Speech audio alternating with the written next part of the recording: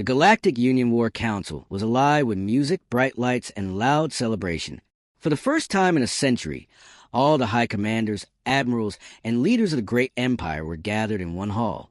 They were standing around a long crystal table, raising glasses made of glowing stone. Their faces were full of pride, confidence, and a feeling of absolute victory.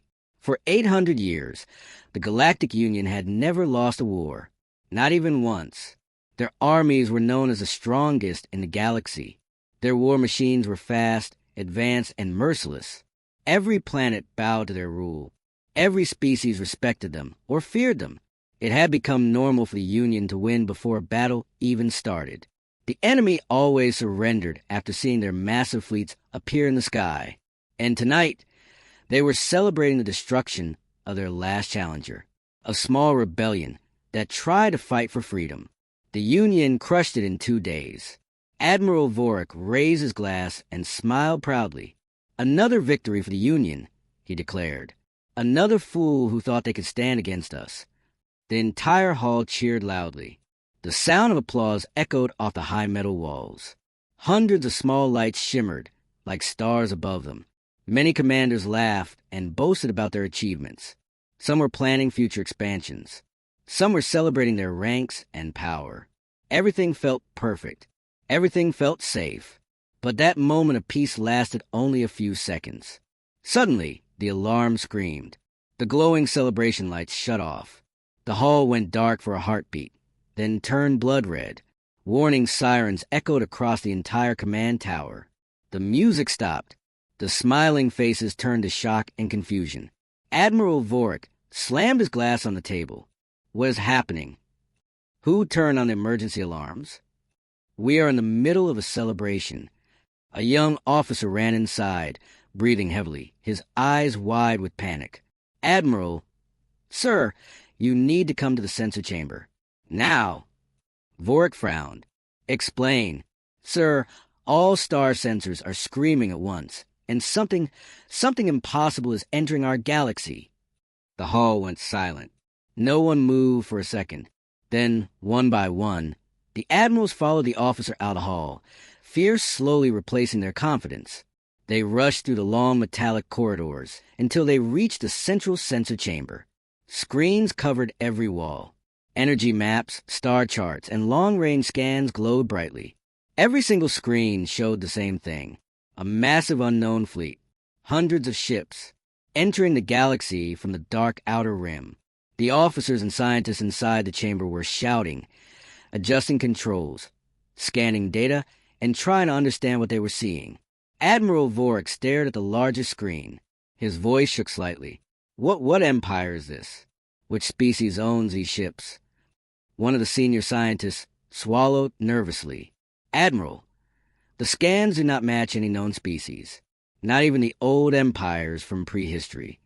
Another officer added, "Their ship design is strange, as if built for extreme environments.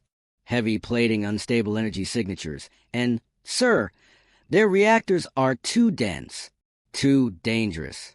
Even we cannot build reactors like that." The council members exchanged confused looks. Are they pirates? Is this a new rebel faction? Maybe a hidden empire?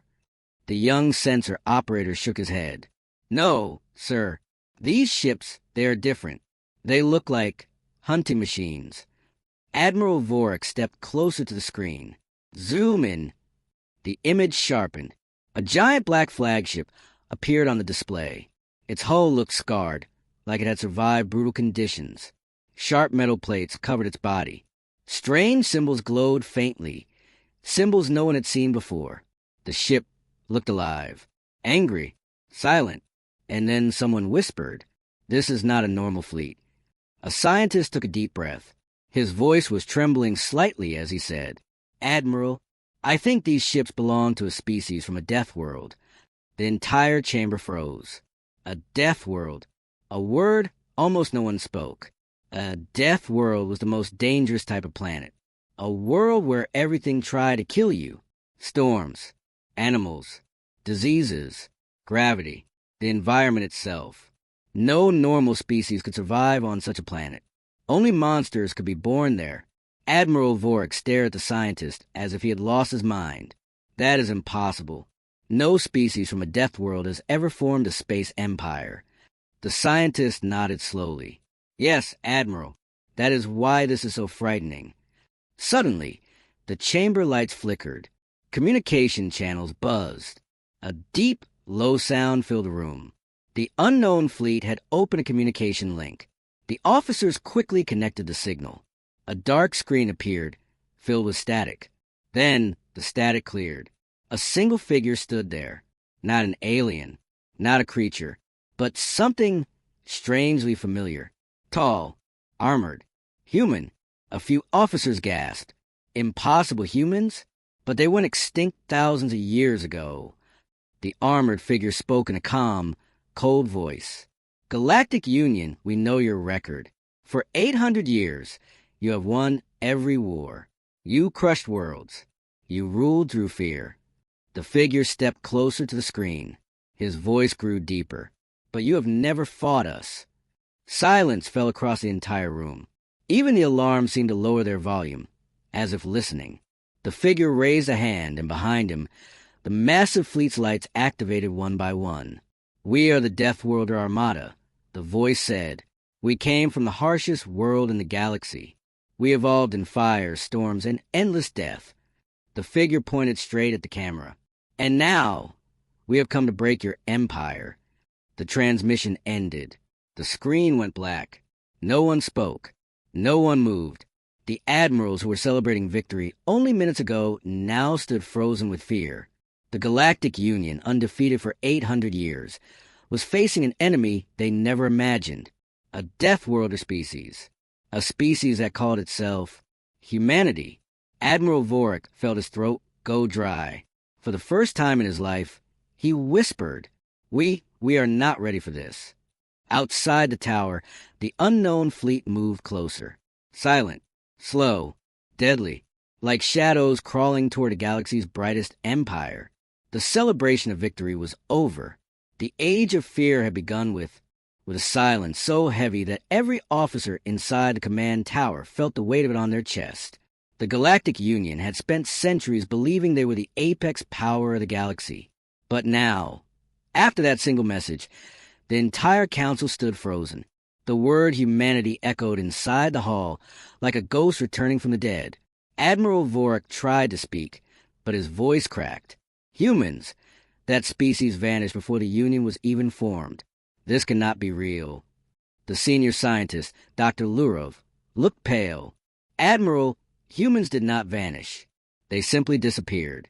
Their homeworld was destroyed, yes, but their people were never found. For centuries, the Union believed they died out. But what if they evolved somewhere else? What if a death world became their new cradle?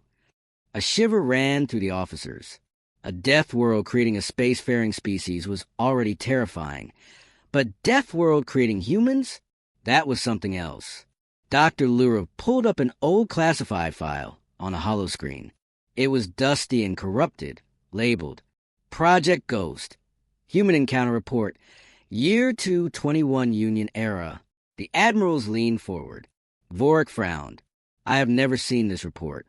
That, Dr. Lurov said quietly, is because someone wanted this incident erased from history. With shaking fingers, he opened the file. A recorded image flickered to life. It showed a tiny human scout ship, a small, damaged vessel drifting in space. The Union Navy surrounded it with 10 warships. The video showed powerful laser beams striking the human ship again and again, but the human ship did not break. In fact, it shot back. Hard. One Union ship exploded. Then another. Then a third. Impossible, one officer whispered. No small craft can destroy Union battleships. Dr. Lurov nodded. That was humanity's first message to us. A warning we ignored. The video ended with static. The file closed. Admiral Vorik rubbed his temples. So, humans were never gone. They were hiding, preparing. Another commander stepped forward. But why return now? Why show such a dangerous fleet? Why challenge us? Before anyone could answer, a new alarm rang through the chamber. This one softer, more controlled. It was a long-range biological scan. One of the officers checked the screen, then looked up with fear clear in his eyes. "Sir, we analyze the life signatures coming from the Deathworlder ships. Their biology is shockingly dangerous." He continued reading. Muscle density 4 times higher than most species. Skeleton reinforced with natural carbon structures. Toxin resistance levels extreme. Nervous system faster than any Union species. Adaptation rate unbelievable. Dr. Lura whispered, "This is what happens when a species evolves on a death world. Their bodies become weapons. And their minds?" Vorik asked. The officer swallowed. "Highly strategic. Highly emotional. Highly determined. A human does not back down. Ever." Whispers filled the room. The council members were no longer confident. They were afraid. But fear turned into panic when a second sensor alert flashed on the main screen. Deathworlder Armada has moved, heading toward Union Colony Sector 9. "That sector has only defense outposts," an officer shouted. "We must send a fleet." Admiral Vorik slammed his fist on the table. "No, we need information first. We cannot fight blindly." But another admiral disagreed. "If we show fear, they will see weakness. And humans respect strength. We must strike first." Arguments erupted across the hall. Some believed the humans were bluffing. Some believed they came for war. Some thought they wanted revenge. Some thought they wanted to conquer everything. Dr. Lura finally spoke loudly. "We must understand their origin. Why are humans called Deathworlders? What is their story?" The room fell quiet as the scientist activated a large hologram of a planet. The surface was covered in hurricanes, molten scars, deserts, ice storms, mountains that reached the sky, and oceans filled with predators. "This planet," he said softly, "is called Earth, humanity's legendary homeworld." Many officers stepped back in shock. This world is a nightmare. It looks like a hell dimension. How can anything live there? Dr. Lurov explained. Earth was full of danger. Volcanoes, deadly animals, impossible climates, meteors, diseases. Yet humans not only survived, they thrived. He zoomed in. Humans did not evolve in safety. They evolved in chaos. The admiral stared at the image, trying to understand what they were facing. From birth, the scientist continued, a human child faced danger daily. Their bodies adapted fast. Their minds became creative. Their survival instincts became unmatched. Then he added something that made the room go silent again. Humans became the most dangerous species in their world. And now they may be the most dangerous in the galaxy. Admiral Vorik turned to the council. "We must make a decision. Do we contact them again? Do we prepare for war? Do we—" Before he could finish, the communication channel flickered again. Everyone stared at the screen. A different human appeared this time. Calm, focused, wearing dark armor, with strange glowing lines. He had sharp eyes and a voice that felt like steel. "We tried speaking once," he said. "The Union answered with weapons centuries ago." The council froze. He continued, "Today, we speak again, but not for peace, not for alliance." His words were slow, heavy, and cold. "We come for justice." The screen went black. A deep silence took over the chamber once more. The admirals looked at each other helplessly. For the first time in 8 centuries, the Galactic Union no longer felt like rulers. They felt like prey. Outside, the Deathworlder Armada continued to move, silent, perfect in formation, and unstoppable. Their engines left trails of burning white light across the darkness. Dr. Lurov whispered to himself, "If this is only their beginning, then the Union has no idea what is coming." And just as the officers prepared to respond, another alert exploded across the screens. The Deathworlder fleet has engaged a Union patrol. The room erupted into chaos as everyone stared at the live feed of the first battle beginning with a sudden flash of white light, spreading across the patrol zone. The live feed from the Union sensors showed a small cluster of Union patrol ships drifting calmly near the edge of Colony Sector 9. They were not meant for heavy combat, only for scanning, warning, and escorting transport ships. No one inside the War Council had time to react. The Deathworlder fleet arrived like a silent storm. The screen zoomed in. 3 massive human ships broke out of darkness first. Thick armor, dark metal plates, glowing energy lines that pulse like veins. Behind them, 9 more ships followed, forming a deadly formation. Admiral Vorik shouted, "Open all communication channels. Order the patrol to fall back immediately." But it was already too late. The Union Patrol commander appeared on a smaller screen. His voice was shaking. "This is Patrol Group Echo. Unknown enemy ships have entered our zone. We are attempting to..." A blinding beam of energy cut across his window. The ship shook violently. "They fired at us. They fired. Requesting reinforcements. Request." The transmission cut out. The War Council watched helplessly. The first human shot was not a laser, not plasma, not any weapon the Union recognized. It was a gravity strip, a weapon so advanced the Union never even theorized it. The human beam hit a Union ship, and reality bent around it. The ship twisted, its hull folding like soft paper. A second later, it imploded into a tiny ball of crushed metal and vanished into nothing. The council chamber filled with gasps. What kind of weapon was that? Nothing should destroy a battleship like that. That was the strongest ship in patrol. Dr. Lura whispered, "Humans have mastered gravity. They are far beyond us." The battle continued. Another human ship targeted a patrol cruiser. Instead of firing a weapon, it released a shockwave, an invisible pulse. The cruiser's shields collapsed instantly. Every light on the ship flickered and then died. The cruiser floated powerless. Then the human ship simply pushed it aside with controlled bursts of its engines, sending it drifting into deep space like trash. The Union Council watched in stunned silence. The humans were not just fighting. They were demonstrating. They wanted the Union to see. They wanted fear. They wanted the truth to strike the Council's heart. One Union commander shouted, "Why are they holding back? They could destroy the entire patrol in seconds." Dr. Lurav answered, voice trembling, "Because they're showing us they can kill without killing. A warning." On the main screen, the last patrol ship tried to escape. It turned around and activated its fastest drive. But the human flagship moved. It didn't shoot. It didn't chase. It simply appeared in front of the fleeing ship, using a jump so fast no one even saw it. The officers stared in disbelief. That is impossible. No ship can jump that close. Even our top scientists can't calculate that. The fleeing ship collided with the shockwave of the human jump. It spun out of control, its engines shutting down, lights flickering. The human flagship opened a communication channel. A human commander appeared on screen. Calm, focused, deadly. He spoke slowly. "Patrol ship, we do not wish to kill your crew.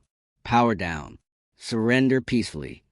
The patrol commander, pale with fear, responded weakly. "We surrender." The human commander nodded once. "Good.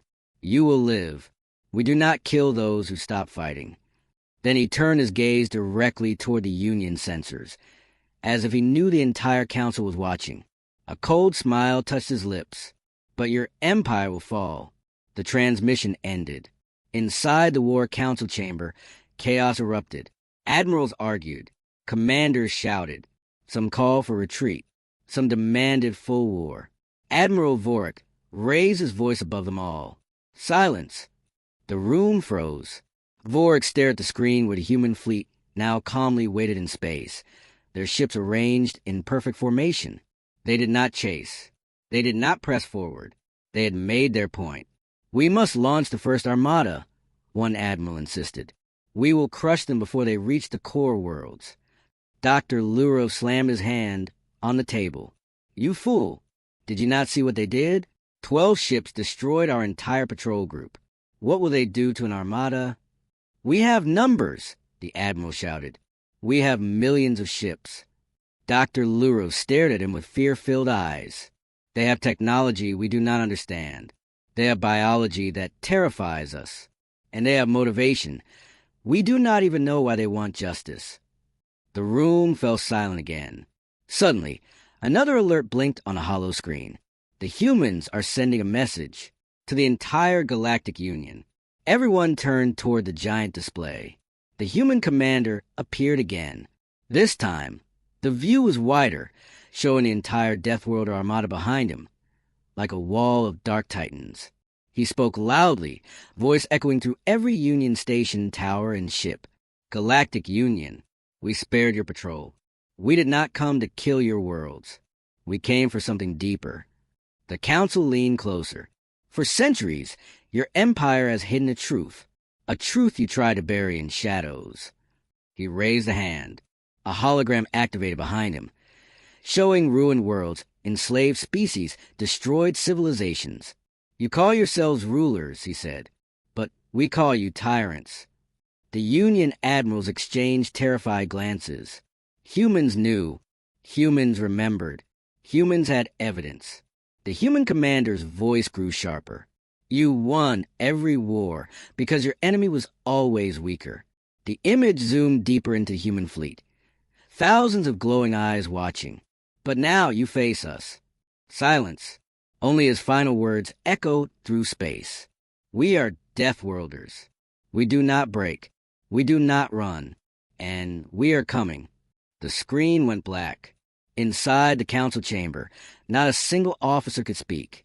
The Galactic Union, the undefeated empire, was facing its first real threat in centuries. And the Deathworlders had only shown a tiny part of their strength. As the admirals slowly regained their breath, a loud sensor alert suddenly flashed. Human Armada is moving toward the first defense line. The next battle was coming with... The fleet chamber remained silent long after the human message ended. The alien officers stood frozen, their eyes fixed on the now dark hologram table, as if expecting it to light up again. The words spoken by Admiral Reyes still echoed through every mind. War is not our goal, but we will not kneel. For the Galactic Union, this was impossible to understand. For centuries, empires either surrendered or were destroyed. No one ever stood between them. No one talked to them with calm confidence. No one dared to bring ships made for a death world into a peaceful galaxy.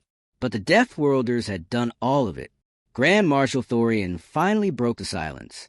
His voice was low, but full of fear. He tried to hide. Prepare analysis. I want every detail about their hull material, their engines, their weapons. Anything. Yet the council scientists were already trembling. A young strategist named Vurian stepped forward. He had pale blue skin and eyes that never blinked fully. He was known for having one of the sharpest minds in the Union. But today, even he was shaking. My lord, Vurian began, we scanned the closest human battleship, and the results do not make sense. Explain, Thorian demanded. Vurian took a breath, steadying his nerves. Their armor is alive. A gasp spread through the council. Alive? Thorian asked.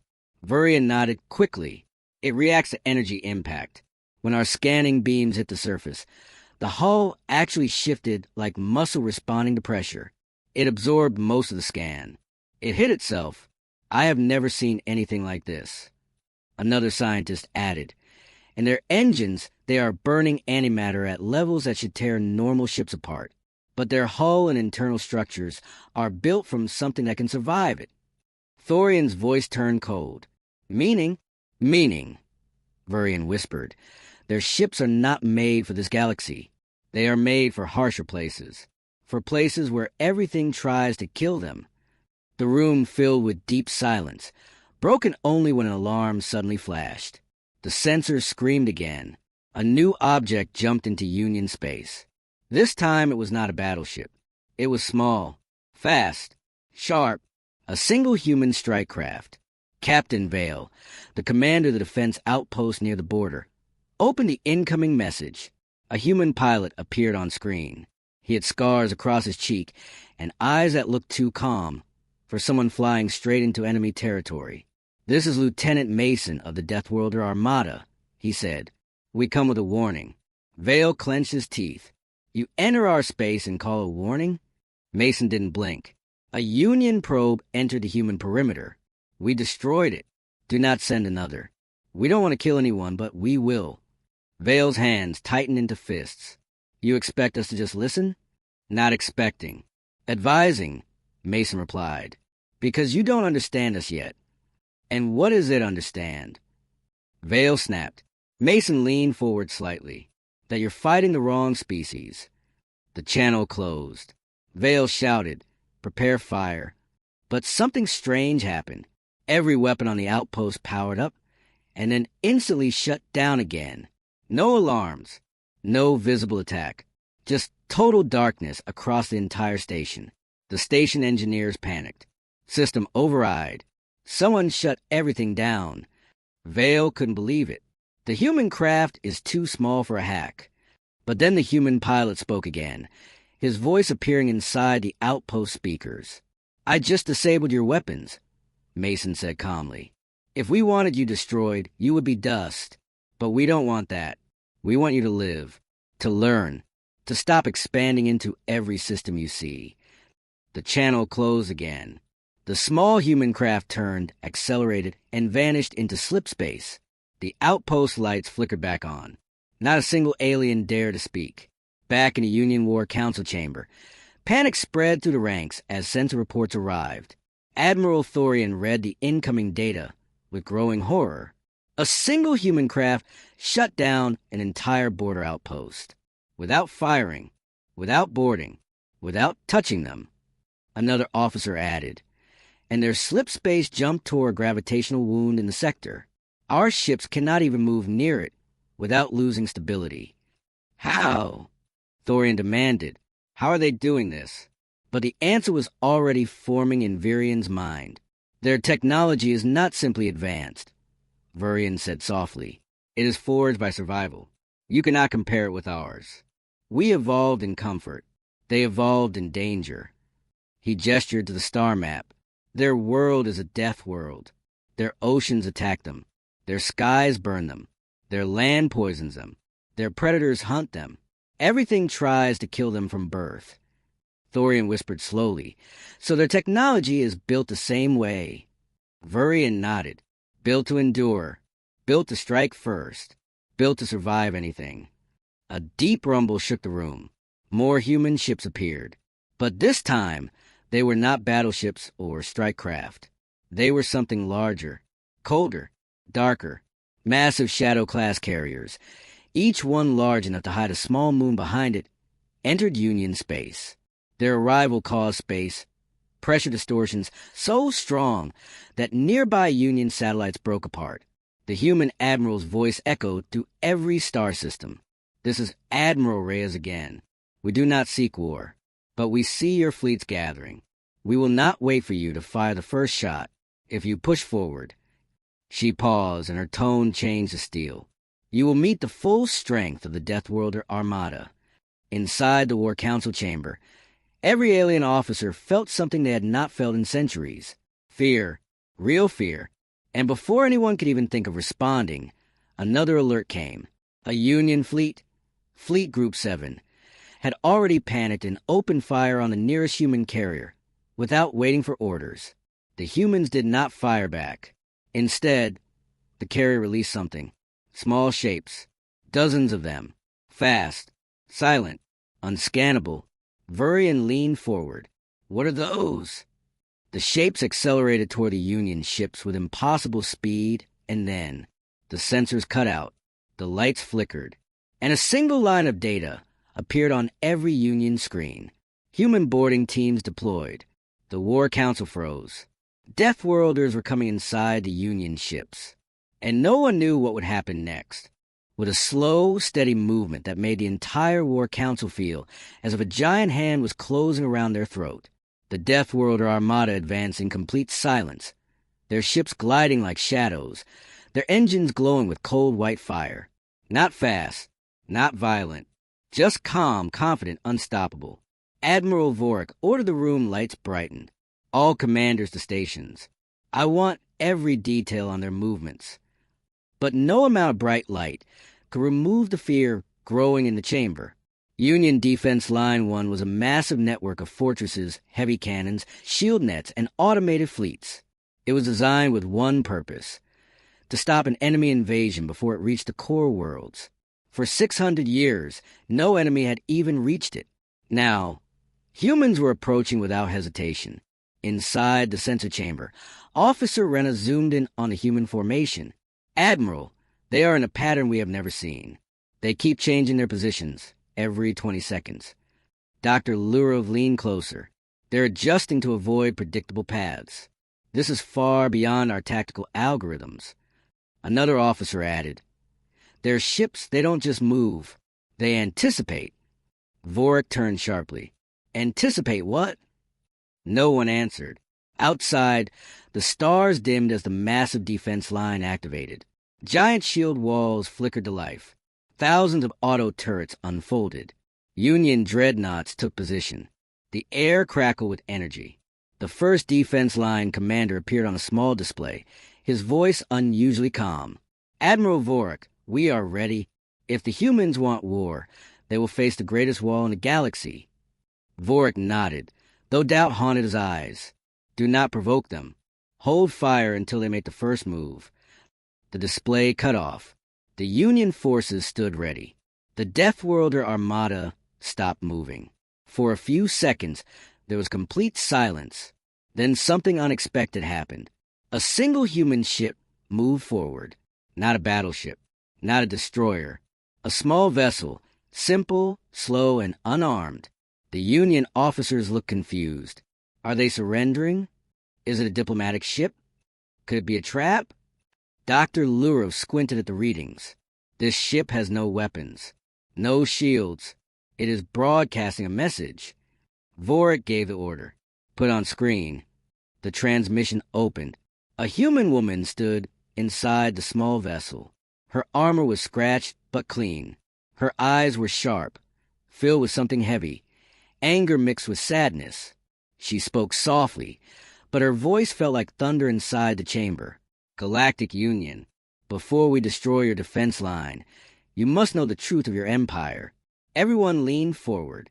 She continued, your leaders built their power on the destruction of smaller civilizations.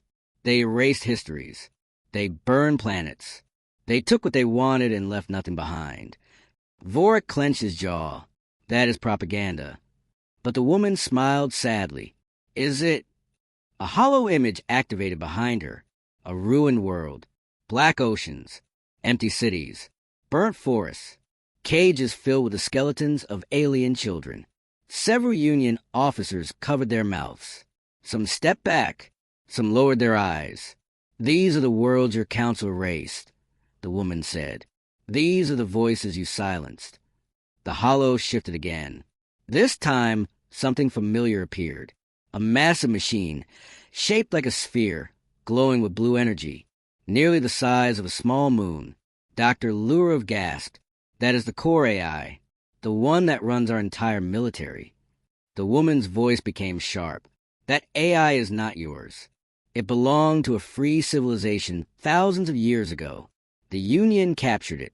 They enslaved it, forced it to control your fleets. Shock ran through the council. No, Vorik whispered.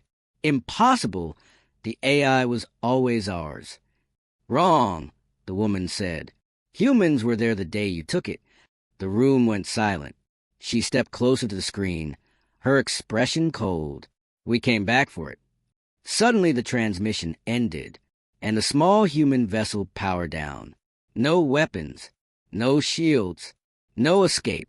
The Union defense line commander appeared again. Admiral, do we fire on the small ship? Vorik hesitated for a long moment. His empire was at stake. His pride was at stake. But humans were watching. The entire galaxy might be watching. Disable it only, he ordered. Do not destroy. The commander nodded and cut the feed. Union cannons charged, glowing blue. 1 second passed. 2 seconds. A bright blast shot toward the unarmed human vessel. The small ship shook violently, its engines dying. It drifted slowly, powerless, toward the side of the defense line. Vorik sighed with relief. Good. Now open. But he never finished the sentence. Something incredible happened. The moment the Union cannons fired, a faint ripple appeared behind the human armada. A signature. A hidden signal. A coded pulse. Dr. Lurov stared at the readings. No, this is impossible. What is it? Vorik snapped. The humans, they expected the shot. They wanted it. It activated something. Before anyone could ask what, a loud alarm screamed from every sensor screen. The core AI is responding to a human signal. Chaos erupted. How can that be? The AI only listens to us. It is part of our system. But the truth was obvious. The core AI was waking up, and it was listening to the humans. On the battlefield, a giant tremor passed through the human fleet. Their formations shifted. Their engines glowed brighter. Inside the defense line, the Union cannons suddenly powered down. Lights across the fortresses flickered.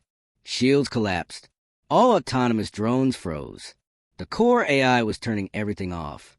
One officer screamed, "We've lost control of the entire defense wall." Another shouted, "Systems are shutting down across all sectors." Admiral Vorik felt his heart sink. This can't be happening. The human armada began moving again, straight toward the powerless defense line. But they did something no one expected. They did not fire. They did not destroy the fortresses. They simply flew past them, silent, disciplined, untouchable. The humans weren't here for the defense line. They were heading straight for the core AI. On the screen, Dr. Lurov whispered, "They're not here to conquer us. They're here to tear the heart out of the Union." And as the Deathworlder ships vanished behind the broken defense wall, a final message flashed on every Union monitor. "Tomorrow, we reveal your final secret." The galaxy held its breath as the humans moved closer to their true target with. The moment the message human boarding teams deployed appeared across Union screens, a wave of panic swept through the entire War Council. Generals who had seen centuries of battle suddenly looked like children trapped in a burning room.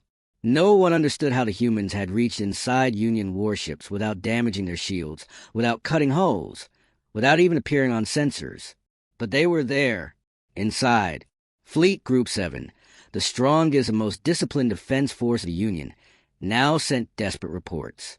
One ship captain screamed to the static-filled comms, "Unknown intruders, moving too fast, shadows, cannot target, requests help." The transmission ended with a sharp blast of sound. Then silence. Grand Marshal Thorian stood completely still, his face pale. "Connect me to Fleet Group 7. Immediately." The comms officer tried. "Sir, we cannot. All ships inside the fleet are no longer responding." "Destroyed?" Thorian asked. The officer shook his head. "No, just silent." That made it worse. Much worse. Inside the ships, the human boarding teams moved like ghosts. They wore black armor that looked grown instead of built, smooth and flexible, yet harder than Union metal. Their steps were silent. Their helmets glowed with thin red lines, like slits watching everything. They did not shoot. They did not shout. They simply moved through the corridors as if they owned them. On the Union battleship Valora, Lieutenant Karras watched his own soldiers firing wildly into empty hallways. Beams flashed, but nothing hit. Nothing slowed the invaders. The ship's sensors said there were 15 boarders. Karras could swear he saw 50 shadows moving. He shouted, "Fall back!" Form defensive line.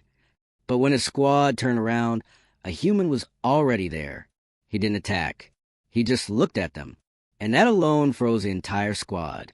Karras raised his weapon, but the human tilted his head slightly, almost curious.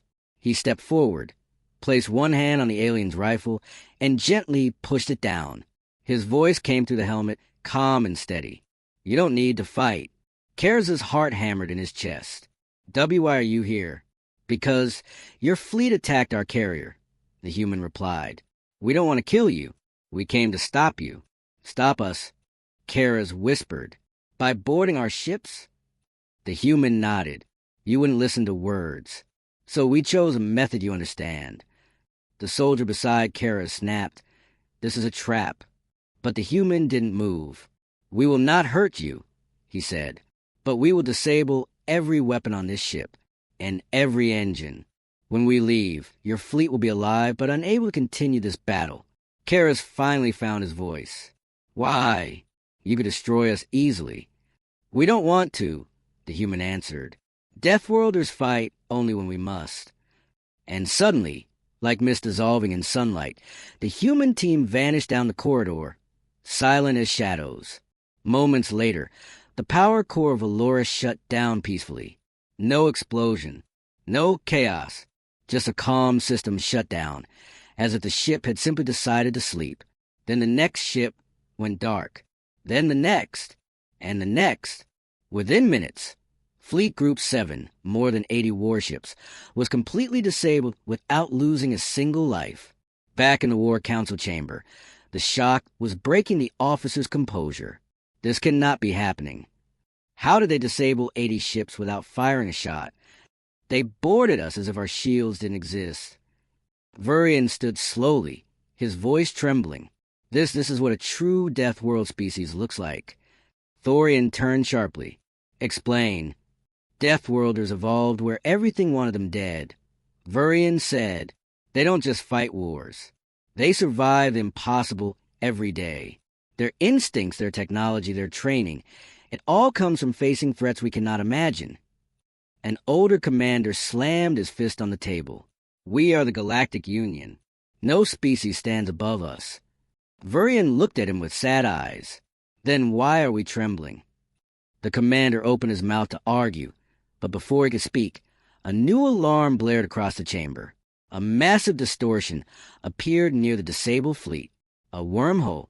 No, something deeper, stranger. A spatial tear. Reports flooded in. Human carrier activating unknown device. Space fabric is twisting. We cannot identify the energy source. Thorian barked. Show on the main display. The hologram flickered to life. The human carrier was slowly opening a giant ring of dark matter around the Union fleet. Space rippled like water. Stars bent. Light twisted. What are they doing? Someone whispered. Vurian stared at the image with a mix of fear and awe. I think they're pulling the entire fleet out of the system. What? To where? Vurian swallowed hard. I don't know. Suddenly, a communication line opened. Admiral Reyes appeared again. Her voice was steady. We have disabled your fleet. We will now remove it from the battlefield. We do not want to hurt anyone, but we will not allow your aggression. Thorian growled. You can't just move our ships. Reyes looked directly at him. We just did. The dark matter ring flashed. In a blink, Fleet Group 7 vanished. All 80 ships. Gone. No explosion. No trace. No readings. Just empty space. Thorian staggered backward, gripping the table for balance. Where have you taken them? Reyes' expression softened slightly, but her words carried iron, far enough that they cannot return quickly. They will be safe, unharmed, but this battle is over. Thorian shouted. You can't end a war like this. Reyes narrowed her eyes. We are not here for war, but if you force one, we will finish it before it starts. The communication closed. Silence wrapped the chamber like a suffocating blanket. For the first time since the Union was formed, they faced an enemy they could not defeat, an enemy that refused to kill them, an enemy too strong to challenge. And then, a new alert sounded. Something even worse. Something unimaginable. A second human armada had just arrived, double the size of the first, and at the center of it, a structure the size of a planet. No one knew what it was, but it was coming straight toward the Union capital. The War Council chamber fell into complete silence as a new alert glowed bright red across every screen. Officers stared at the data, their bodies frozen, their minds refusing to accept what they were seeing. A second human armada, twice as large as the first, and in the center of that enormous fleet, something no alien had ever witnessed before. A structure so large it blocked starlight. Not a ship, not a station, not anything the Union had words for. It was a floating giant, black, smooth, and shaped like a rotating ring around a solid core the size of a small planet. Sensors tried to scan it. They failed. Tried again. Failed again. The system simply showed.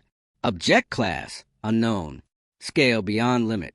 Grand Marshal Thorian whispered, "What is that?" His voice was shaking, and this time he didn't even try to hide it. Vurian stepped closer to the main hologram. His hands trembled as he studied the impossible machine. "It's not a superweapon," he said slowly. "Not a station. Not a carrier. This is something else. Something ancient in design, but far too advanced." Another officer stuttered, "Why? Why would humans need something this big?" Virian's eyes widened. "Because they are not just here to fight. They are here to end the war before it begins." A sudden broadcast blinked to life. No greeting. No warning. A human voice spoke. Deep comm controlled. "This is Director Kalen of the Earth Defense Authority."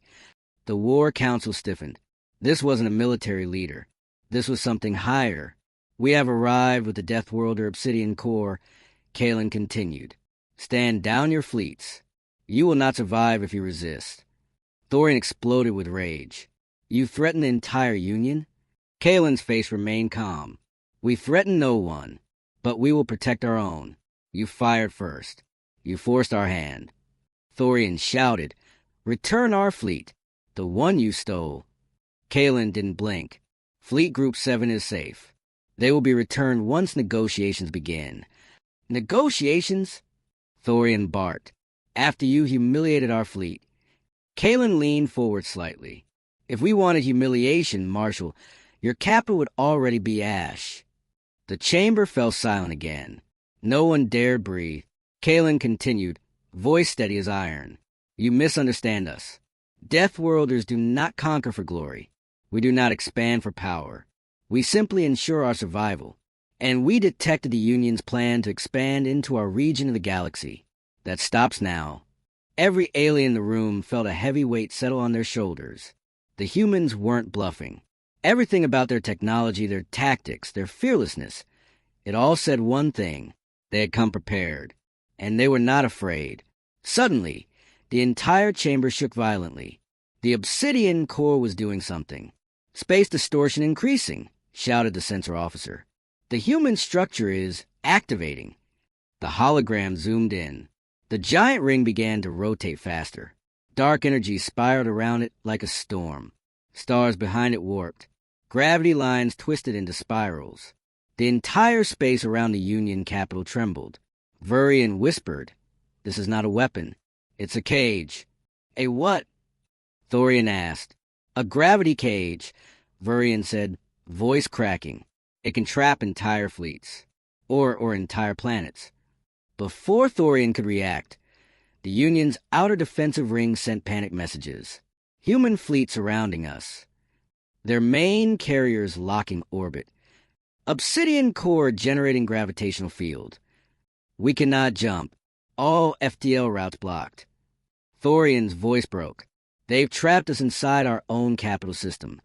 A new message suddenly appeared on every Union monitor. A single line. "Do not resist. You are surrounded."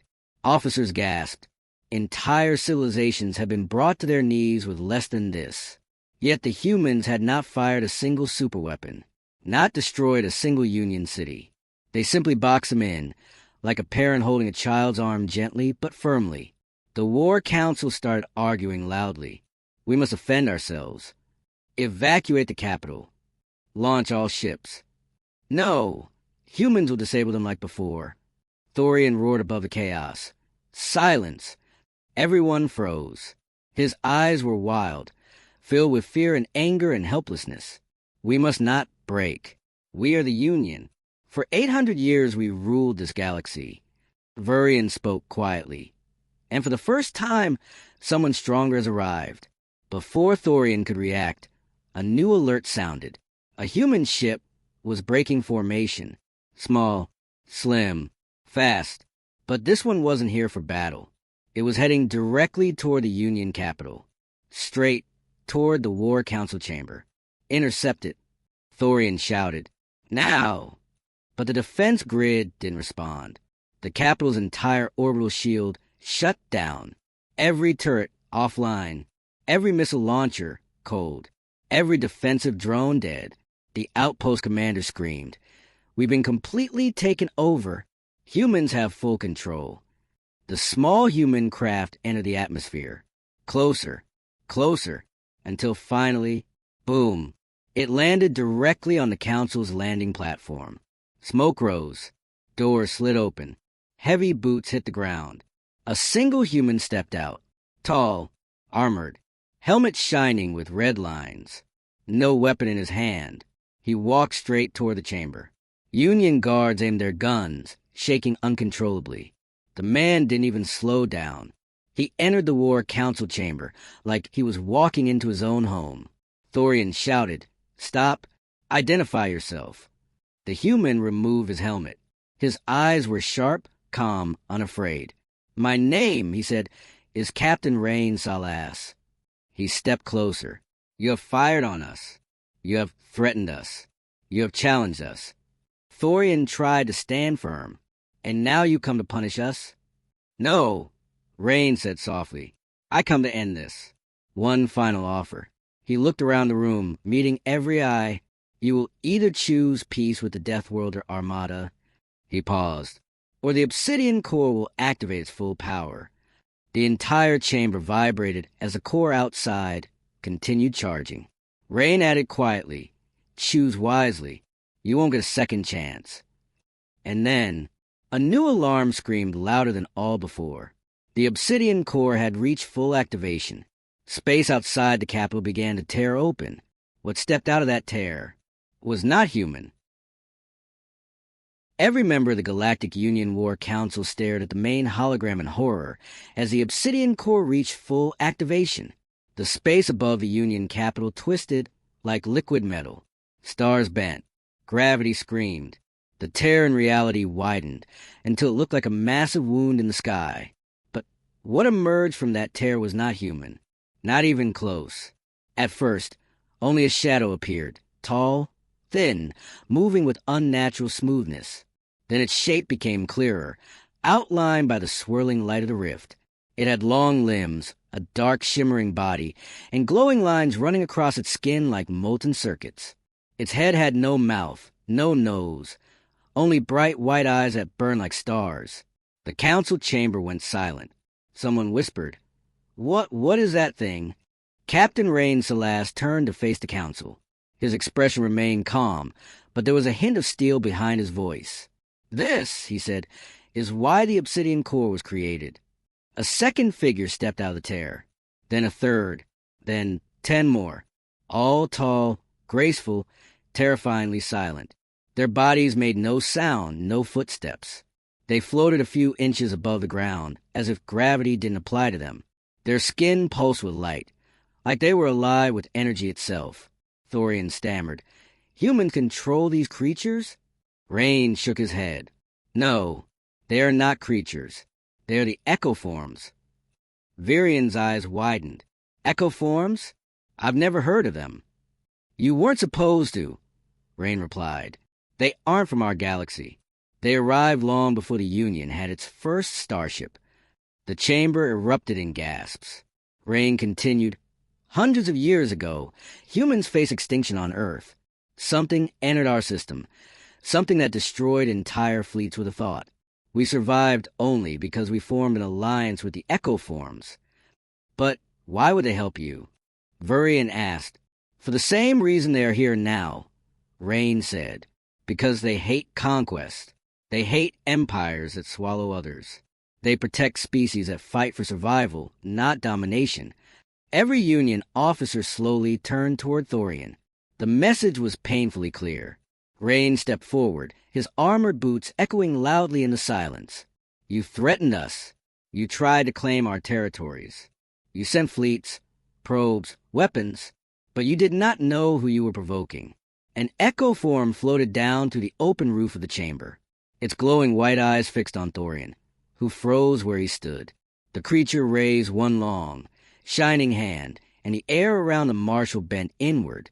His uniform rippled. His breath caught. He dropped to one knee, gasping under the pressure of invisible force. Rain nodded slightly. The echo form released him. Thorian collapsed on the floor, panting, sweating, terrified. Rain spoke again, voice calm but deadly. "If the echo forms wanted you gone, you would be dust in seconds. But they are patient. They prefer peace. They want the galaxy to grow without fear. A cold shiver ran through the entire council. Rain continued, but to protect peace, they would destroy anyone who threatens it. Vurian stepped forward weakly, his voice shaking. Why show us this now? Because, Rain answered, you still have a choice. Thorian coughed. What choice? Rain pointed to the rift where more echo forms were emerging, dozens now, forming a silent wall of glowing white eyes above the capital. You will choose peace with Earth, Rain said, or you will face both the Deathworlder Armada and the full power of the echo forms. A heavy silence hung over the room. The council members exchanged frightened looks. Some trembled, some couldn't speak. Some looked seconds away from fainting. For the first time in the Union's history, they were not the most powerful beings in the system, not even the second or third. They were prey, a junior officer whispered. If we say no, will humans kill us? Rain shook his head. Humans won't kill you. We don't wipe out civilizations. He glanced toward the echo forms floating above the chamber. They will... The echo form's eyes flared brighter, as if confirming his words. Thorian gripped the edge of the table, trying to stand. This is blackmail, intimidation, of violation. Rain cut him off. You launched the first attack. You sent fleets into our space. You tried to take what was not yours. And now you call us violators. Thorian went silent. Rain turned toward the holographic window, watching the echo forms multiply across the sky. We tried warning you. We gave you chances. We disabled your fleets without hurting a single life. But still you prepare for war. Vurian swallowed hard. So what now? Are we prisoners? Rain looked at him.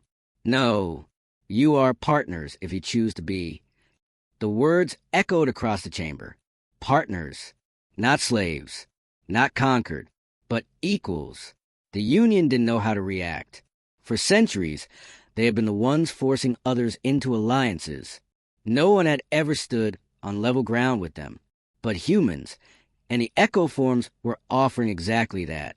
Still, fear clouded the room. Thorian looked up, trembling. What if we refuse? Rain's response was soft. Then the echo forms will remove the Union from the galaxy. Cleanly, completely, without hatred, without cruelty. Just deletion. A wave of terror washed through the council. No one doubted him. Not anymore. The chamber started to shake again. The tear in space widened further. Too far. Too bright. The lights dimmed. Sirens screamed.